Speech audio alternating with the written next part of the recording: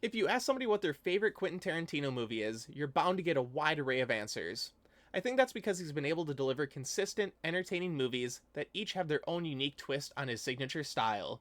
For me personally, my favorite is far and away Once Upon a Time in Hollywood.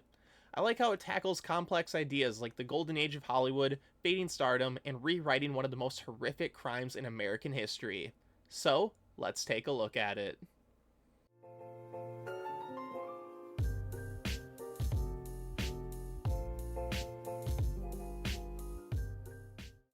Once Upon a Time in Hollywood follows actor Rick Dalton, played by Leonardo DiCaprio, who feels his Hollywood stardom is fading at the end of the 1960s. He is seemingly always near his stunt double Cliff Booth, played by Brad Pitt, due to the strong friendship they have formed over the years. There's also this thing with Rick needing a right-hand man because he may have picked up a few too many drunk driving tickets over the years.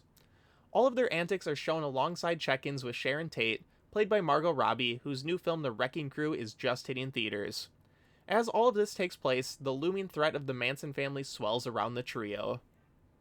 If you have seen any Quentin Tarantino interview or speech, it is very easy to pick up on his admiration for movies, especially films from this golden age period of Hollywood. According to an article on Studio Binder, the golden age of Hollywood is known as films from the mid-1920s when talkies began, to the end of the 1960s where most major movie stars from the past few decades began to retire. The rise of home television also played a massive role, as studios had to pivot to large blockbusters to reel people back into theater seats.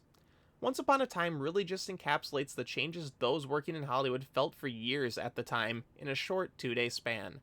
Tarantino's choice to make the film take place over such a short period of time isn't new to him, but having it feature this day-in-the-life type of structure was a fresh approach. For me personally, a lot of the scenes in Once Upon a Time feel really drawn out with limited action, which allows me to be immersed in the beautiful 1969 Hollywood atmosphere that was crafted. It is by far the easiest Tarantino film for me to get consumed by, whether it be Cliff Booth feeding his dog, Sharon Tate watching her own film, or Rick Dalton acting in a new western. Speaking of Rick Dalton's acting, the majority of action in this movie is shown through snippets and flashbacks of his previous work. There are many moments from Dalton's fictional hit western TV show Bounty Law, but there are also other pieces of media, like Leo being CGI'd into 1963's The Great Escape, or him flame-throwing Nazis in another fictional film, The 14 Fists of McCluskey.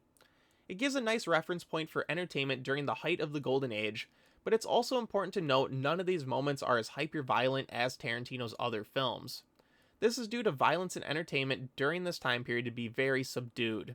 Tarantino's signature over-the-top gore does show up at the very end of the film, but we can stick that in our pockets for later in this video.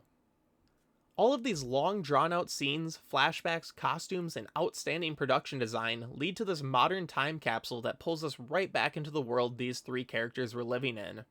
It highlights what the end of an era looks like, but also pays homage to people and media from the period.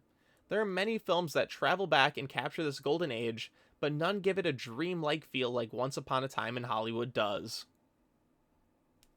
Even though the film pays tribute to this time period, it's not all sunshine and rainbows. Most of the film focuses on Rick Dalton dealing with his fading fame as he becomes older and the roles he once played are no longer in high demand. We quickly learn that Rick Dalton is not this macho tough guy he appears to be on his shows. He's actually very self-deprecating and soft when it comes to some of the scenes he films. Alright, that's too hot. Anything we can do about that heat? Paired with that thought, Dalton clearly has this self-obsession and yearning for the glory days, which I took as more of a reflection on Hollywood as a whole rather than just his character. All too often people yell about how the past was greater than the current time, even though that clearly isn't always the case.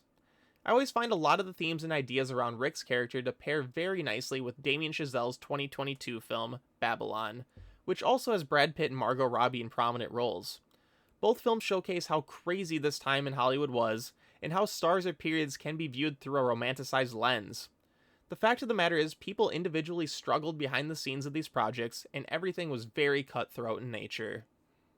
Bringing things back to just Rick Dalton as a character, I feel the most powerful part about him is how likable he is.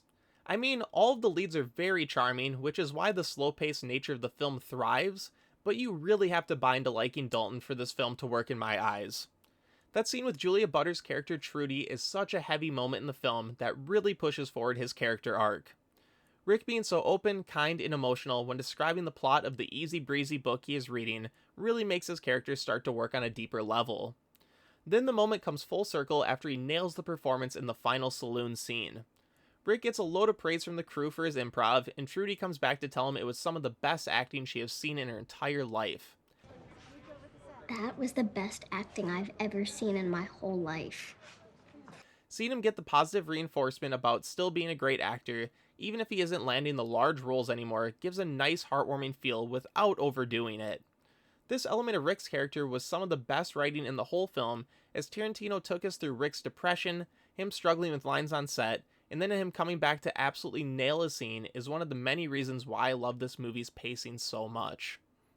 Sort of doing a 180 to a new topic, I also want to note that Rick Dalton is so self-indulgent and worried about his own career, he's very blind to the world around him. While he's worried about remembering lines for his new role and his future, the threat of the real world is looming outside.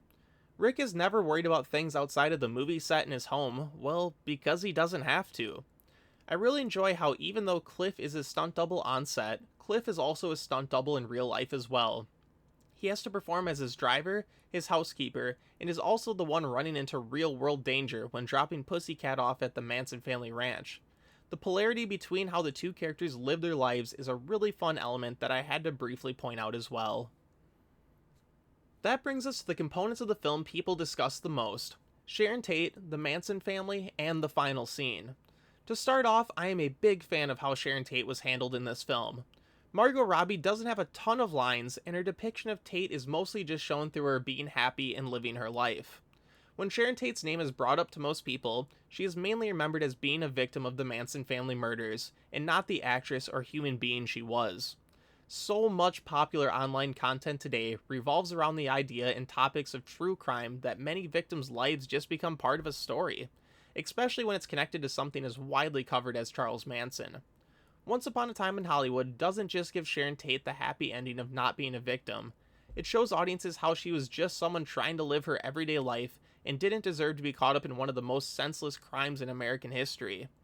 Robbie nails that role perfectly, and it's very nice to hear that Sharon Tate's sister, Deborah Tate, approved of the film after meeting with Quentin. I also think the final scene showing the Manson family members being killed one by one is symbolic for a few different reasons. The first being the most obvious. It's very satisfying to watch some of the most hated people in US history be taken down in the most brutal ways possible. This works especially well on a first viewing because the tension of the film rises to a point where it seems like history will repeat itself, to only have the sweet release of Cliff throwing a dog food can at one of their heads full speed.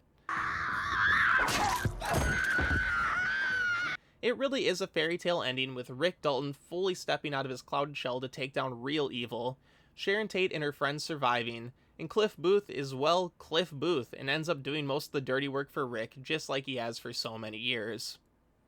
I personally find the extremely violent ending to be Quentin Tarantino's personal send-off to the golden age of Hollywood, or possibly the ushering in of the new era. Like I stated earlier, much of the media during this golden period had very censored or subdued violence. The 1970s, however, kicked off many of the horror and violent films that are credited today for jump-starting the new subgenres like slasher and home invasion. Black Christmas, A Clockwork Orange, Last House on the Left, and Texas Chainsaw Massacre are just a few examples of 70s films that helped usher in a new era. The extreme violence in some of these films led to more splatter-based movies, which most of Tarantino's infamous violent scenes call back upon. So not only did Tarantino get to make a film based on the golden age of Hollywood which he grew up in, he also gets to rewrite its ending to not be so bleak and kicks off modern violence in cinema. I know there are many other ways this ending can be interpreted, but that's just how I always viewed it.